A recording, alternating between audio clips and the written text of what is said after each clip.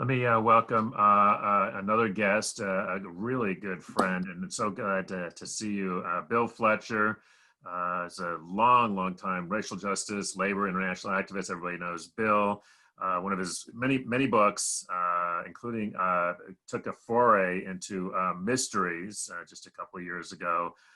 But one of my favorite titles, Bankrupting Us and 20 Other Myths About Unions and also Solidarity Divided. I tried to get him on yesterday, but Bill learned his lesson about doing stuff on election day. And you were just like, yeah, thanks, but no thanks, right, Bill? No, that's exactly right. I don't do elections. You know what I mean? I vote. Smarter and man than then I watch Star Trek Discovery because it's like the anxiety kills me. But the day after an election, I'm ready to rock and roll. And that's how I feel now. You know that Elise is a fellow Trekkie, right? Of course. You guys have the whole. There you go. All right. Absolutely. All right. As my Klingon ancestors would say, kapla. We'll do another show on that whole thing. But listen, lay some truth on us. What are we looking at here? It didn't turn out to be a blue wave, but it looks like Biden won. If everything goes right, I think we're looking at millions of people decided to vote against reality. And I think we have to face that. And I think that we have to step away from what I've already seen a number of people throwing most of the blame that things didn't work out as well as expected on the leadership of the Democratic Party. Mm-hmm. And while I'm not normally known as a defender of the leadership of the Democratic Party, I think what we have to face is something a lot of us on the left have not, and definitely in the labor movement. There is something called a right-wing populist mass movement that has an armed wing and millions of participants, and they're out there, and they have a completely different concept of reality than we do. For them, there is no COVID crisis. It's just a bad flu. For them, the allegations against Trump around his disparaging the deceased servicemen and women is nothing but fake news. The fact that he may be, $400 million in debt and isn't explaining to whom he's in debt, all of these things are irrelevant as far as these folks are concerned. These are people that are not going to be talked out of this through good messaging, through cute commercials, through a little, hug and feel. I mean, these are people that have descended into the depths of hell. And we've got to face that and deal with the reality that some of those people are our own members. And we've got to step away from this, try and explain it away and blame it all on neoliberalism. People made choices in the same way that masses of people in Nazi Germany made choices. And we should stop excusing it. This is a horror. We've got to confront it. We've got to out-organize it. We've got to smash these people nonviolently. I see a lot of nodding heads. I'm gonna just open it up here. I know Alan, I saw John, I think Elise, but let's rock and roll here. Thank you, Bill. My first reaction to that is, how do we face it inside the labor movement and outside? Can they be talked to? Can this be solved through conversation? What are some strategies? Because I completely agree. But just how do we face it moving forward? While Bill is cogitating on that, let me get our labor historian there. Leon, you got thoughts? Well, I agree with Bill. I mean, I think there are different arenas for us to maybe consider, and one is what you might call the cultural question. I mean, it has to do with how people identify, how do they see their own American identity, and what kind of national framework, what kind of national, international, racial, class framework. I mean, these are all kind of competing and overlapping identities. I think that's one whole arena which worth our discussion. Another arena, that I was thought a little more before joining the conversation, just in terms of the immediate aftermath of the election, is assuming Biden steps into the presidency with this in a very weak position in terms of the larger national government. What do we think he should do, and what do we think workers and the labor movement should and can do, the progressive movement more generally? What can we do? And I think there are, I would just to jump in to try to be provocative for the moment. I think that obviously it's likely to be in the executive and regulatory arena that he's going to have the possibility of having meaningful, taking meaningful initiative. But perhaps aside from what Biden can do is what he can not do. And by that, I mean that I think that the slogan for the Democrats should take adopt a slogan of the Seattle Seahawks and the NFL right now. If you're following, the big slogan is "Let Russ cook," referring to quarterback Russell Wilson, and let Russ cook. That's basically what the Democrats need to do, is let California and some of these other blue states cook. Let them take the initiative. And what the president can best do, what the Democrats in control of the executive authority can do, is to stay out of their way. Stop the use of preemption or federal authority to step in where there are plenty of areas in the country now that can take advantage of the political authority of labor identified political administrations. They need to push that, to a way in which we haven't seen, attaching all kinds of labor and worker welfare measures to legislation. So, Leon, but before we go back to Bill, we got Gene actually, and Gene, I want to bring you in on this because Gene, I think, wants to actually maybe has a different point. Gene, are you there? Oh, yeah, I'm on. I just can't get my video on. That's fine. We can hear you. We can hear you. Host turned me off. I want to disagree with this idea that you can't deal with the Trump people. Even if you can't, you have to. I mean, what are you going to do? Put them in concentration camps? There's like 47% of the population, So whether it's possible or not, it has to be done. They have to be convinced to come over to the working family side.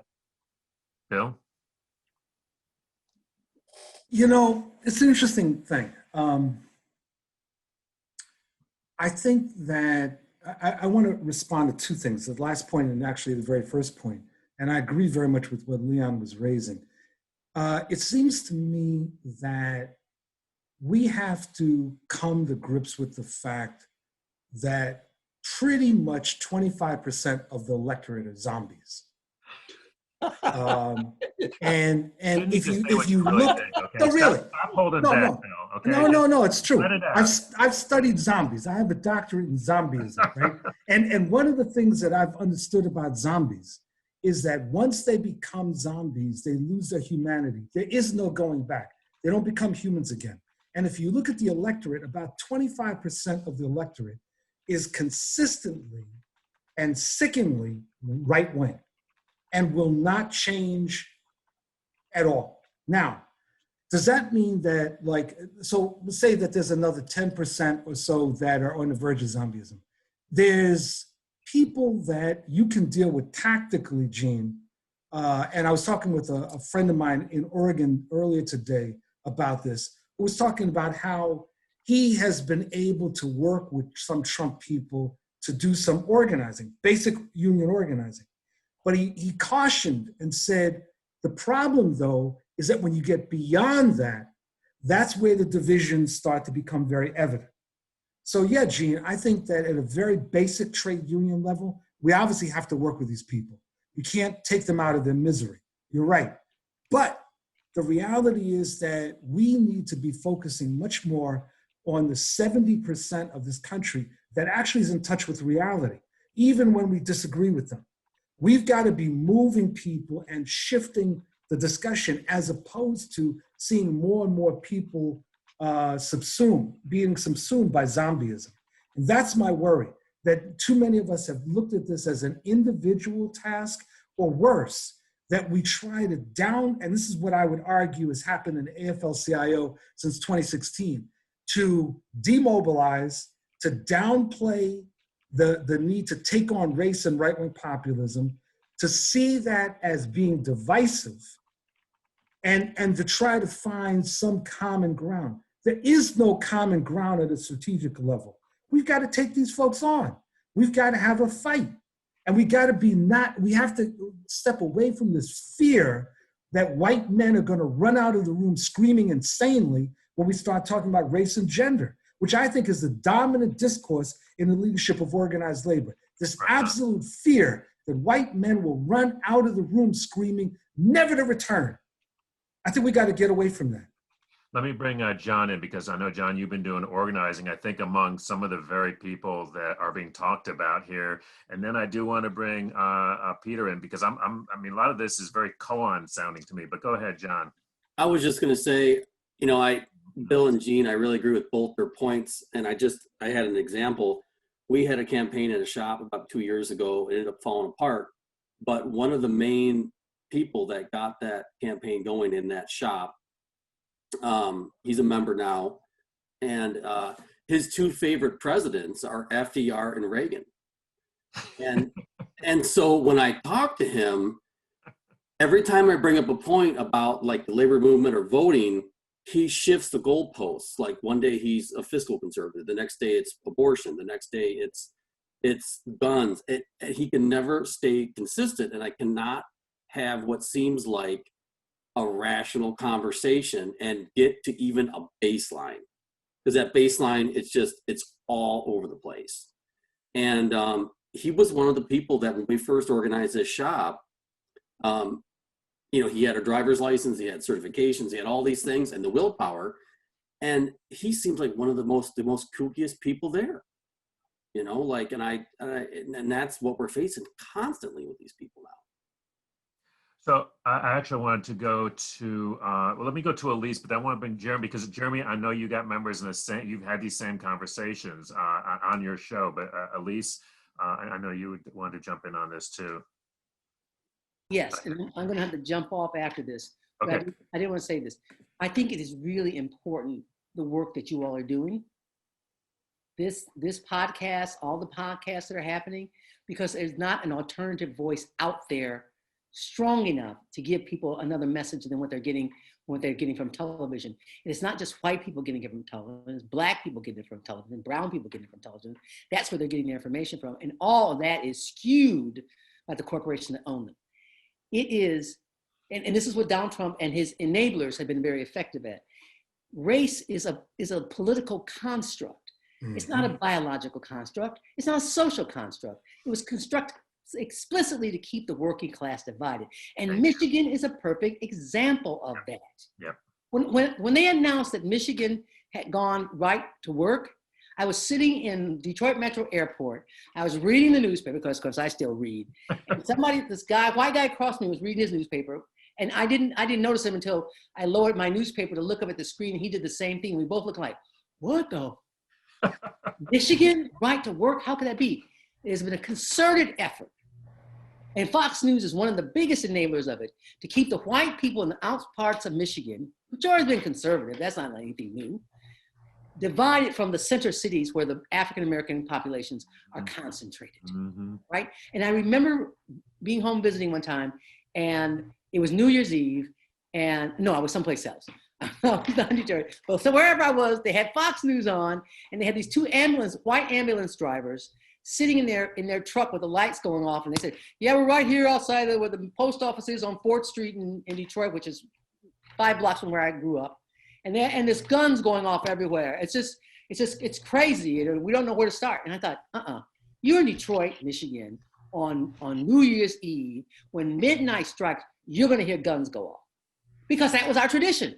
Boom, boom, boom. And my father, we had one gun in the house. My father said, you don't take it out unless you aim to kill somebody. But every New Year's Eve, he went on the back porch and at midnight shot the gun off. As everybody in my neighborhood did. They knew that.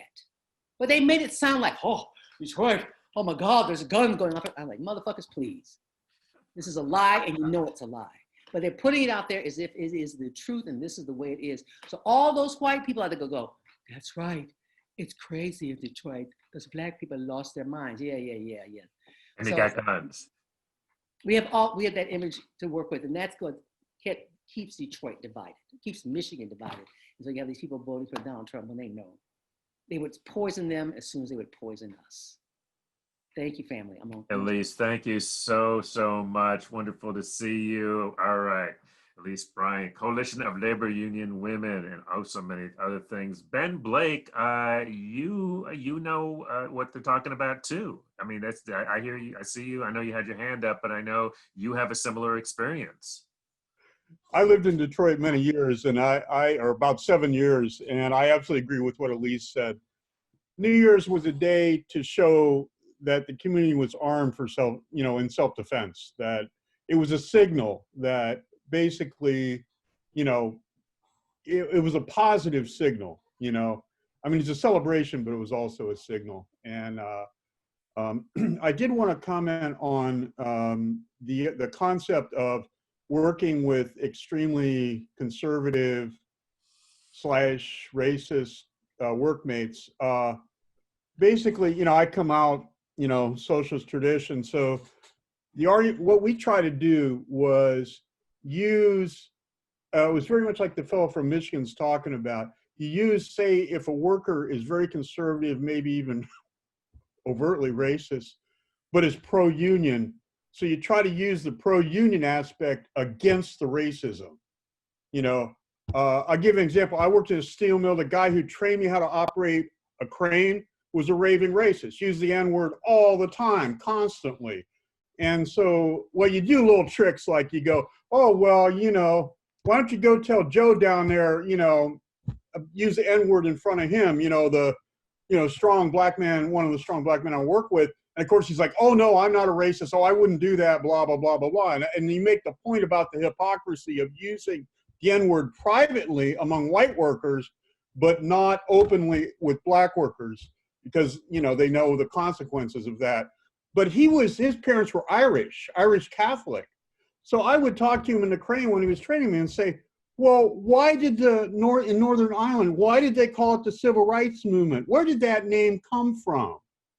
And I asked him that question. He didn't know. I said, that came from our civil rights movement, the respect that the Irish nationalists had, and IRA provost, had for the American civil rights movement, and seeing the beginnings of that civil rights movement modeling themselves after the American civil rights movement.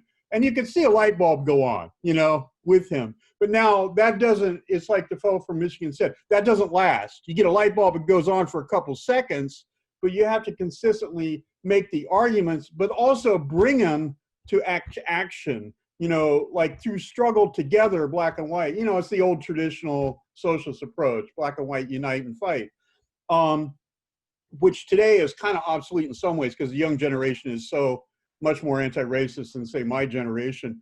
But the other thing, when I worked in the Teamsters, local 705, I don't know how, nobody believe all this shit. But anyway, I worked in 705 in Chicago. We were organizing in UPS Teamsters. This is for the International Socialists. And I was in 705. I was in the local portrayed in the Irishman. It was a mob local, stone cold mob local. We had a campaign to get elected union stewards, and you had to do that in a vote in the union hall, 2/3 vote to change the bylaws. So we organized that. We thought we'd get 10 people. We got like 100. So we couldn't believe it. We were totally unprepared. It became a fiasco. We lost the vote because they fixed it.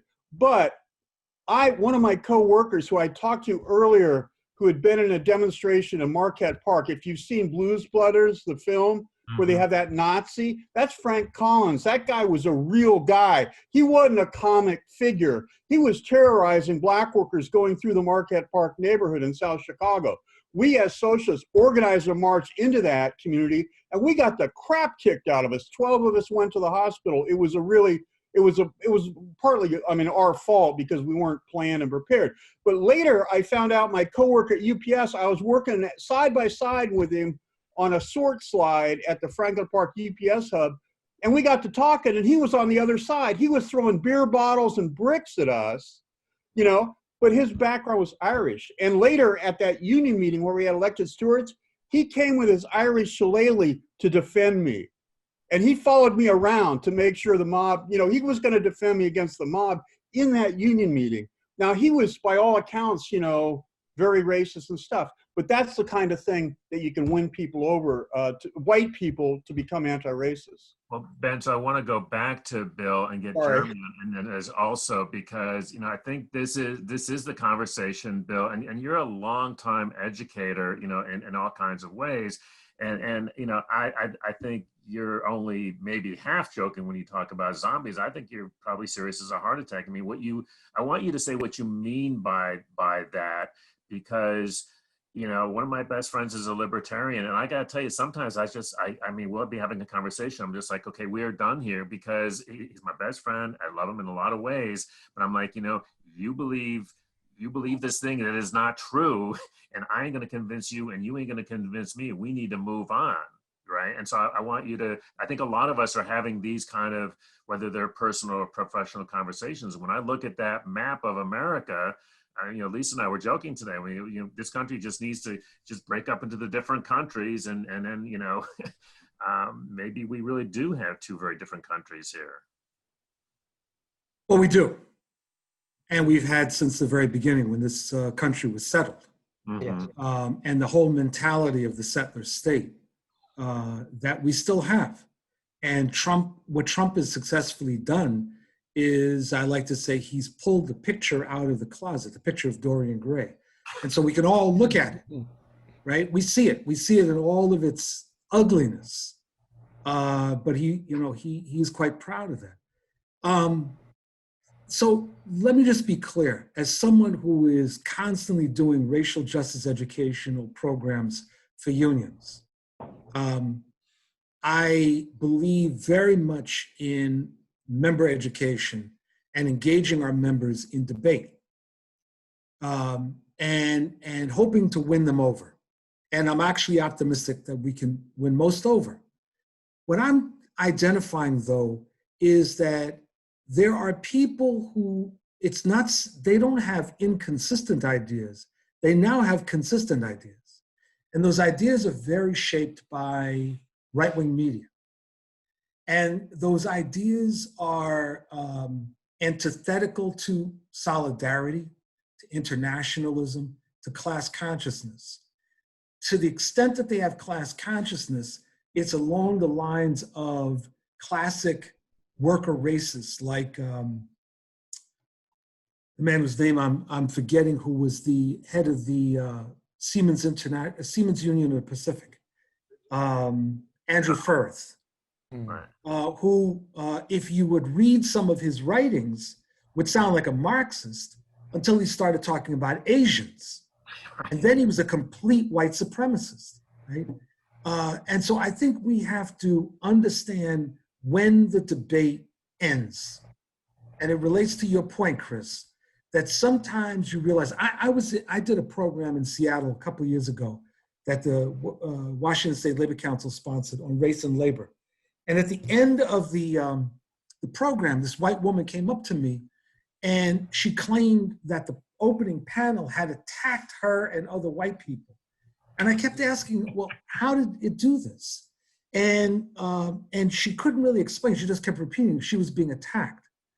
And at a certain point, I realized when I was basically testing her by asking her certain questions, I realized this was a Trumpster.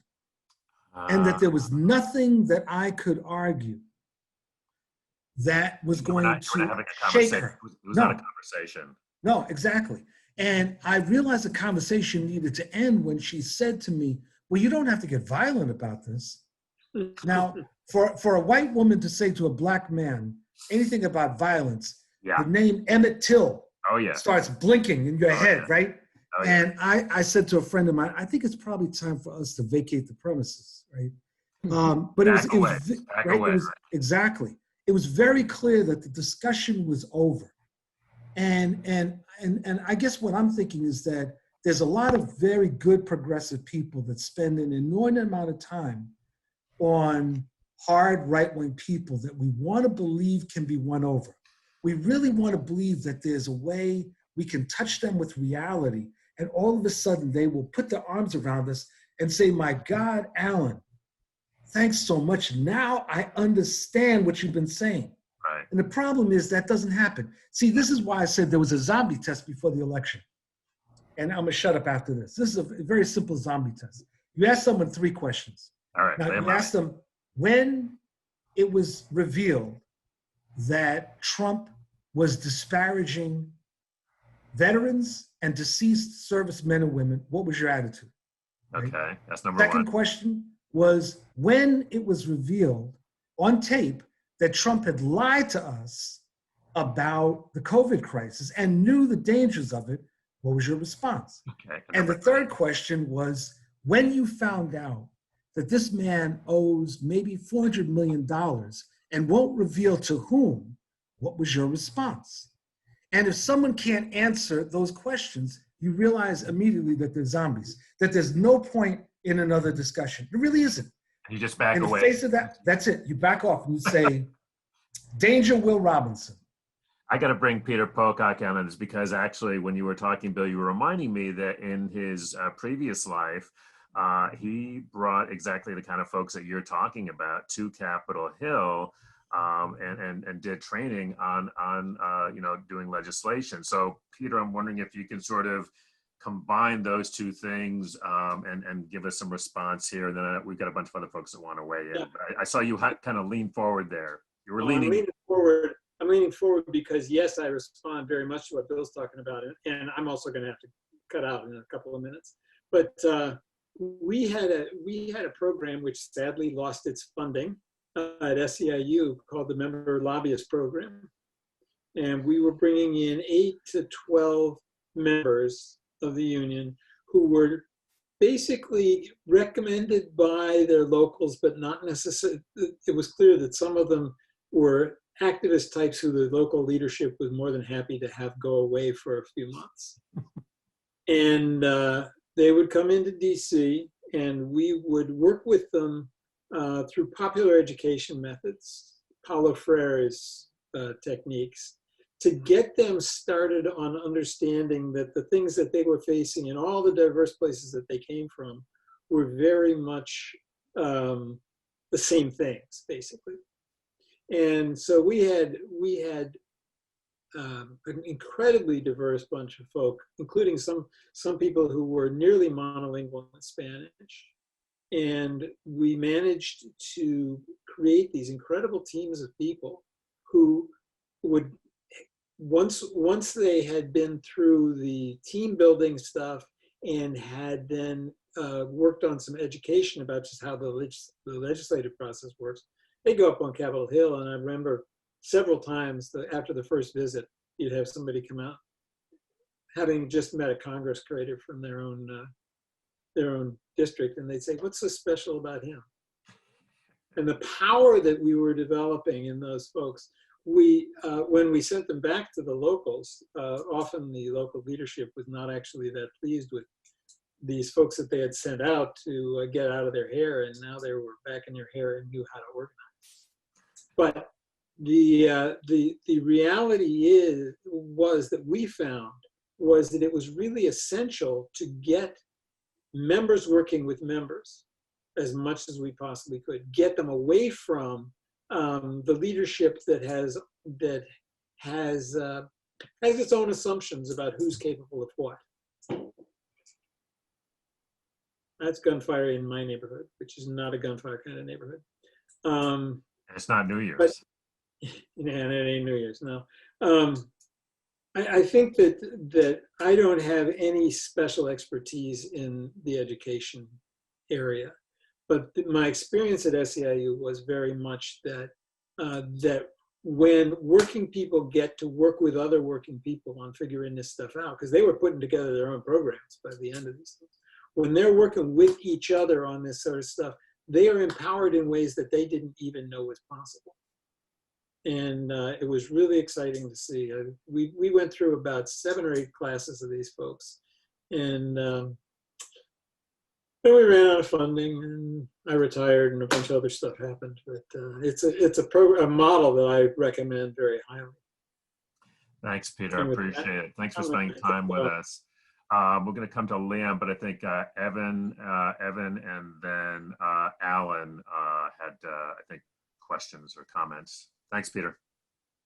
So, Bill, I really appreciate your analysis, and I do agree that there is a zombie doublethink going on with a quarter of the population, and it's attributable to false consciousness in a way that the class consciousness is not targeting Wall Street as it needs to, and that's on both sides, on both parties. They're not talking about Wall Street. They're not talking about neoliberalism on the leadership side of both parties. And the idea of like eudaimonic legitimation or eudaimonic legitimacy of rising standard of living for everyone, I think that is going to be one of the ways that we're going to need to reintegrate these former cult members. And it's not going to be directed at the 25%. Everyone needs to benefit from it. Everyone needs a job. Everyone needs healthcare. Everyone needs housing. And the government needs to figure out how to be organized to provide that. And there's an anecdote when Roosevelt started building the TVA in this backward, unreconstructed Confederate stronghold, that a lot of people hated the government and extremely racist. But as they started getting a sense and a taste of modernity, they started buying into it. And as they started getting jobs and some of these other things, and I'm not saying that they should get priority jobs. I think the Republicans need to pay a price for this ultimately. But that's just kind of a comment I have, and I know Leon and Jeremy and others are trying to get on to. Did you want to respond to that real quickly before we go on? Who, me? Bill. Okay. Okay, all right. Leon, go ahead. Well, yeah, I like what Evan just said because it kind of fits into, I was going to try to connect the idea of what kind of progressives can do in this space with this, what I call the cultural question about class and identity that Bill was raising, and the zombie question, because it seems like Evan's point is that these people, they can be confronted directly or they can be confronted by action. And like the TVA example seems to me is an excellent one. Like put them to the test about actual programs about healthcare, about jobs, about labor standards. I think then the bravado or just the superficial getting in line behind Fox News, I think might be might break down. But I guess I was going to come back to a question about this because I actually was going to throw the ball back to Gene, who we haven't met before, but I appreciated your willingness to say that you thought these people needed to be we need to be in dialogue more with the Trump base. And the question, I guess I was going to ask you how you thought that could proceed. And I had the impression from what's the before who just left the conversation from the AFL-CIO, what was his name? Damon Silvers. Damon, yeah, Damon. I imagine this is a problem that confronts, very practically the AFL-CIO has for some time. I mean, it came out. I mean, both Bill and I have talked about the police union question, but that's one of the flashpoints. Where does labor draw the line at its, at the dialogue, and where does it have to say, no more? We're not going there, and that we need to stand with basic progressive principles. But I wanted to kind of throw the ball to those of you who are more involved more than I am in the interaction of workers and potential constituents. But so Gene, I wanted to hear more what you would have to say in reaction to, in response to Bill. Go ahead, Gene. First of all, I never said I knew how to do it. I never even said it could be done. I just said it has to be done. It's one of those immovable objects and irresistible force things, but it has to be done because we're not going to take them out and shoot them. We are going to have to unify this working class one way or the other. I don't know how to do it because it isn't just their side. It's our side too. People don't believe in reality. They believe in superstition. People translate their feelings as logic. Mhm. And it's really very, very unfortunate that there aren't more materialists. But the truth is that we live in a world that teaches us to be superstitious, to be religious, to confuse our feelings with our with reality. But we are going to have to pick our way through that. And it's not just their side either. It's our side too. Let me get Bill. Chris, could I I want to get Bill responding. Can I say something about police unions? Well, since he hold off on the police unions. That's a whole other kettle of fish, and we're onto something right here because I also want to bring Jeremy and John in because both of those guys are dealing with the same folks. But go ahead, Bill. Yeah, I think, Gene, it's important to make a distinction between ultra leftists on our side of the pond and what goes on the right. One of the things that goes on the right is very strong conspiracy theory methodology. Right. And this is true going back to the 19th century. That you look at populist movements generally, but particularly conservative and right-wing populist movements, and this engagement with unreality and a lack of a real analysis. And that's part of what we're dealing with. Now, I mean, I think that to your point, we've got to deal with these folks. Yeah. The question is how? And one of the things I think is really important, for me it was very important, was to find out that within the Nazi party in Germany, there was a worker wing. It was led by the Strasser brothers, Otto and Gregor. And they believed very strongly that the Nazi party needed to be the party of the German working class. And they defined the German working class in ways that were obviously anti-Semitic and anti-virtually everything else. But they had this notion of a working class movement.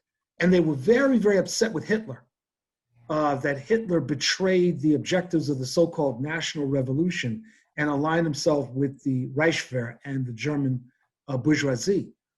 In the right-wing movements, that current exists to this day. There are workers who are very militant and may even sound very anti-capitalist. But when you actually start unpacking what they're saying, it's quite dangerous. And so I think it's really important for us to be very clear when people have sort of inconsistent views that are sometimes racist. I mean, we run across that all the time. Someone who is a racist or a sexist in their behavior or their words, but they do other things. I mean, we're all humans. There's all kinds of contradictions. I'm not talking about that. I mean, that any good, I mean, there are no pure workers out there, you know, pure great proletarian leftists. But what there are those on the right that have a fairly consistent view, and some that are advocating a civil war. These are people that are not going to be won over to the right side of the force, Gene. They're not. Now, I'm not advocating violence, but I am saying they are, right? They are advocating violence. They are advocating the annihilation of people like us. And at some point, the union movement needs to face that reality and figure out what the hell does that mean for us? And that's why I want to bring both Jeremy and John in, because Jeremy, I know you've dealt with some of this, you know, in your local. Part of creating your podcast was a way to talk to folks in your local. And then John, you've raised some of this as well. So go ahead, Jeremy. Yeah. So, I mean, I think the difficult conversations are the important ones. And so that's what I like to use the podcast as a way to have those conversations when I have a willing dance partner on the other side. Having conversations with myself, I've done them. They're usually not the most interesting. But what, Jeremy, you need to say what you're talking about, because we know. But I mean, you've been trying to get folks. Oh, so yeah, so I put multiple invitations out to my membership that were pro-Trump supporters to come and change my mind, basically show me the light, and I haven't gotten any willing takers. So so you guys are talking about on a big scale, right? Like what we've seen with our population in this vote, and I want to bring it in a little, like to relate to what John and I deal with inside our organizations. The members that we have that go against everything that we're fighting for. And part of it is, in my belief, I heard it described just recently, what we're witnessing is Trump and his supporters are fueled by narcissism, right? It's a very selfish, self-centered class of people in our society. And Trump is the ultimate narcissist. Like he was able to, during his 4-year term, he was able to literally make every single thing about him. Even the virus was about Trump. This thing was created to affect Trump. So every little thing that happened, he made about him. That's like the ultimate. He's like the crown jewel of narcissism.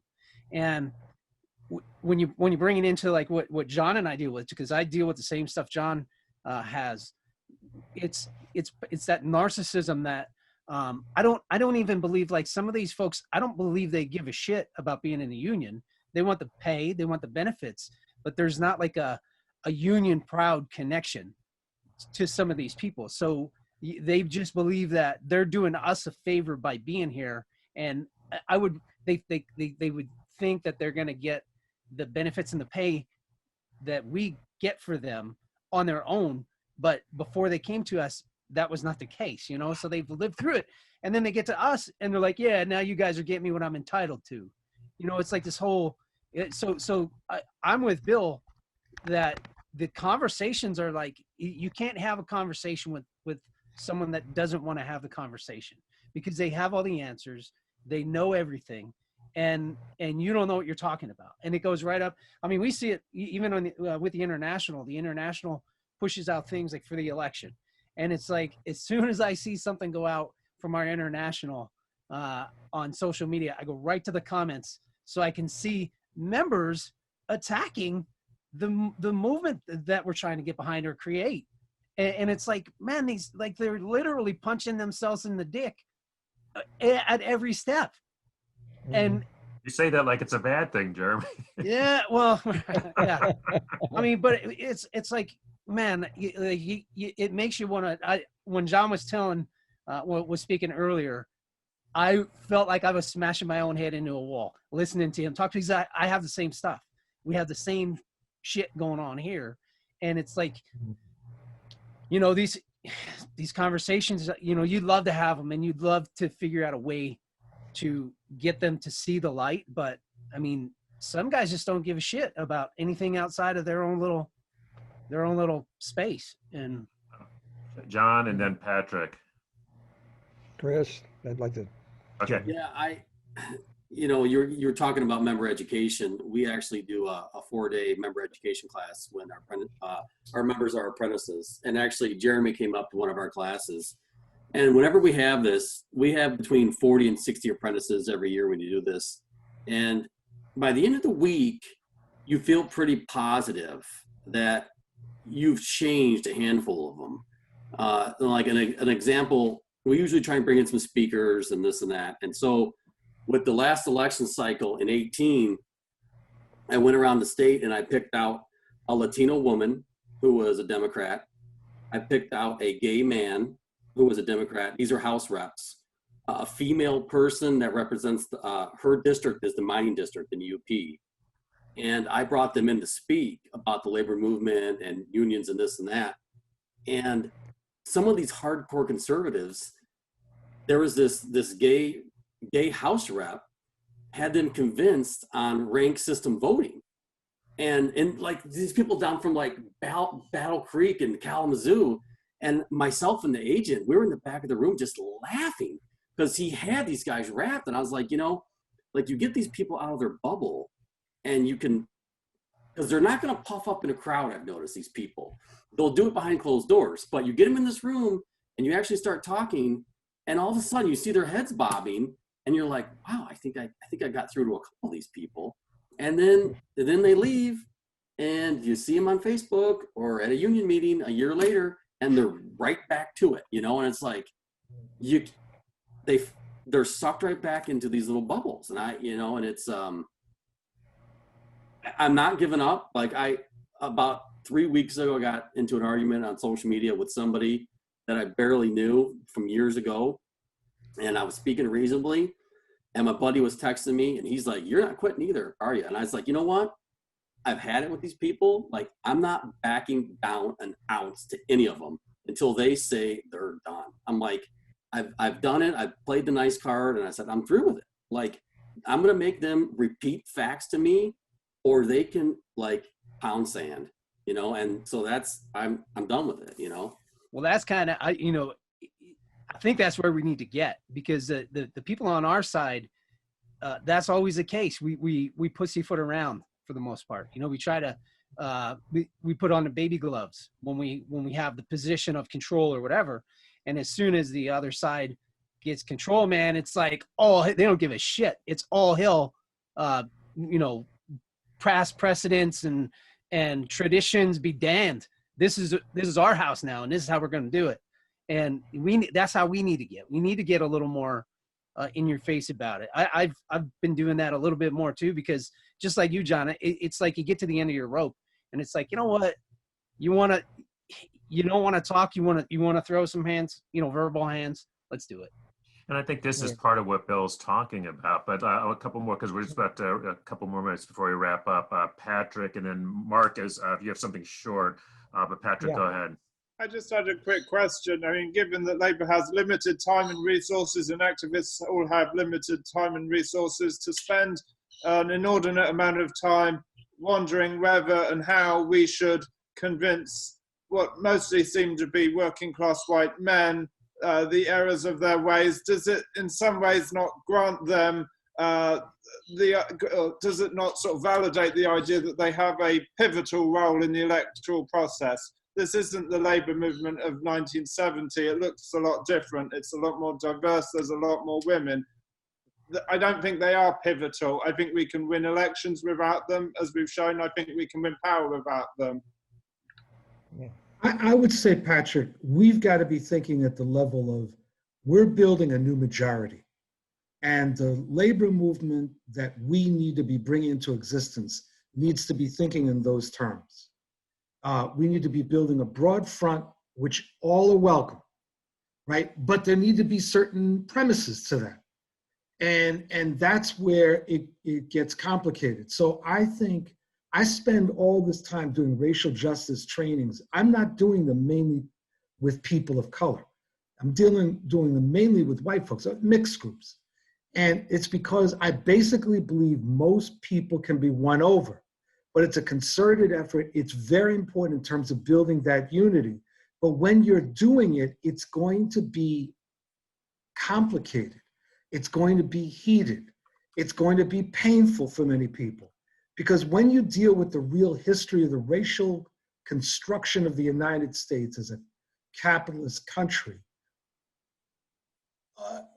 a lot of white people become very sensitive because all of a sudden they realize that they've been played for suckers for 500 years. And nobody likes to admit that they've been played for a sucker. And you can either blame the person who played you or you can blame the messenger.